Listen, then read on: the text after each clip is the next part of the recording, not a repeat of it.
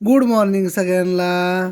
तर काय चाललंय, तर आपल्या बारक्या पप्पूला म्हणजे बारक्या बुबलूला अश्विनी मोहर बसून चहा पाजते आहे का नाही. कारण दिवसभर बाळापाशी बसायलाच कोण नसतं त्याच्यामुळं. आता ती शाळेत जाईल हे का नाही बाबा 5 हां वाजताची घरी. हां. आणि लय अवघड झालंय आमच्या इथं मित्रांनो.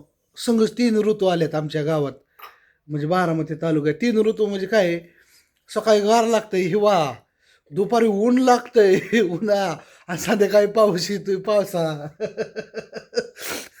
चेष्टाची म्हणजे खरोखर म्हणजे तुम्हाला वाटेल की काहीतरी मी बोलतो. आता गार लागतंय आज सकाळ येतो सकाळ. ह्या दिवसात पाऊस. आता बऱ्याच ठिकाणी गारा पडल्या आसपास, त्याच्यामुळं सकाळ सकाळ थंडी वाजते. हां म्हणजे काल पण तसंच झालं आणि आज पण तसंच. काल सकाळ सकाळ लय गार लागलं.